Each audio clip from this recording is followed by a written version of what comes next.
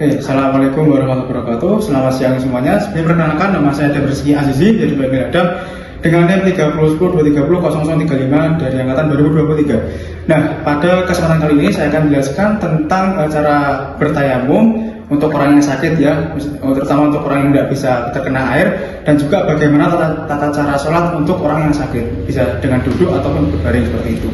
Nah, utamanya bagi seorang muslim itu kan sholat adalah sebuah kewajiban ya. Dalam Quran juga disebutkan ada ayat aqimis sholata liduluki syamsi ila ghazaqil laili minal fajri wa qur'anal fajr innal qur'anal fajri kana masyhuda, seperti itu. Terus juga ada pada Al-Baqarah itu disebutkan wa aqimus sholata wa zakah warka'u ma'ar-raki'in, seperti itu. Nah, itu kan merupakan dalil yang mewajibkan kita sebagai seorang muslim untuk sholat. Nah, karena sholat merupakan kewajiban bagi seorang muslim, maka ketika kita sakit pun itu juga diwajibkan sholat. Walaupun kita tidak bisa duduk, walaupun kita tidak bisa berdiri, itu tetap harus sholat. Tapi Allah memberikan keringanan untuk orang-orang yang sakit itu sholat semampunya, seperti ayat fattaqullaha mastata'tum, ada pada At-Taghabun ayat 16, yang artinya maka bertakwalah kepada Allah semampu kalian masing-masing, seperti itu. Nah, bagaimana sih tata caranya? Ikuti saya.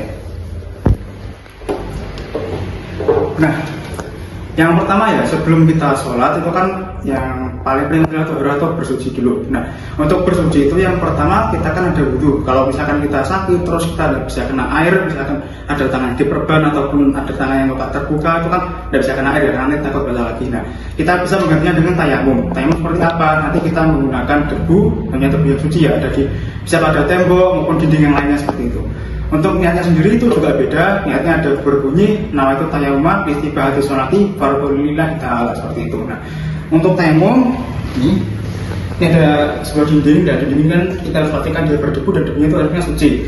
Kita bisa tempelkan kedua telapak kita di dinding, kemudian kita angkat depan seperti ini biar tidak terlalu banyak debunya. Lalu kita yang pertama usapkan ke bagian wajah keseluruhan sambil membacanya. Jadi niatnya itu bukan ketika kita ngambil debu, tapi di bagian ketika mengusap wajah, seperti itu. Oke, selesai. Kemudian yang kedua kita ambil lagi di dinding, tapi lokasinya harus berbeda dengan yang tadi. Kalau tadi kan di sini, kita ambil di sebelah sini, ya kan? Kita ambil lagi, kita ketopang lagi, lalu kita oleskan pada tangan yang kanan dulu, mulai dari sini punggung tangan sampai ke bawah hingga ke siku, dari kanan terus jalan juga sampai ke telapak tangan. Yang kiri juga dari punggung kanan dan tangan kiri kemudian ke sini hingga siku, sebaliknya juga dari dalam hingga ke telapak tangan. Kan udah kan? Jadi untuk tayamum sendiri hanya pada muka dan juga pada tangan saja, gitu kan. Kemudian untuk sholatnya itu yang pertama adalah sholat dengan duduk. Untuk sholat dengan duduk itu kita bisa niatnya sama ya, seperti sholat biasa. Terus kemudian untuk takbiratul ihram seperti ini, Allahu Akbar.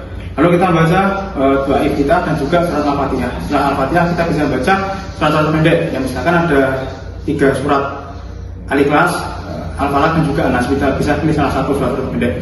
Untuk Al-Ikhlas ya bunyinya Bismillahirrahmanirrahim, Qulhuwallahu ahad, Allahus samad, lam yalid wa lam yulad wa lam yakul lahu kufuwan ahad.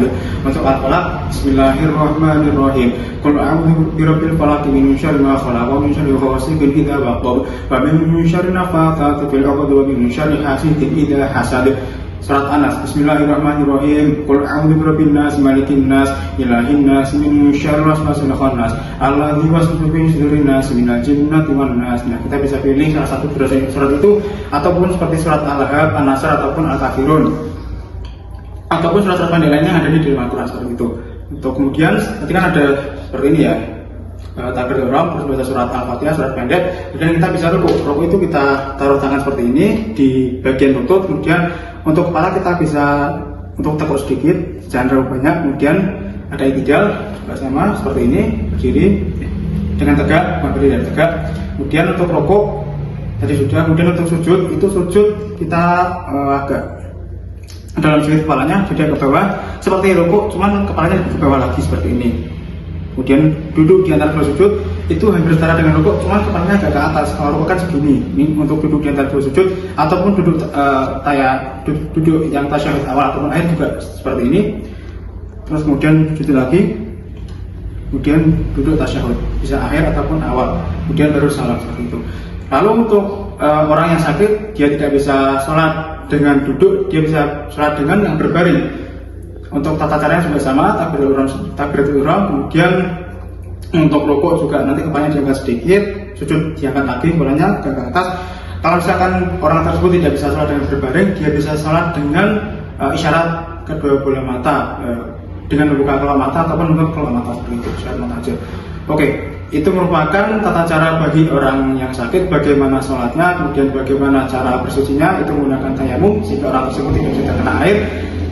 Sekian dari saya. Apabila ada salah kata maupun salah sikap, saya mohon maaf. Wassalamualaikum warahmatullahi wabarakatuh.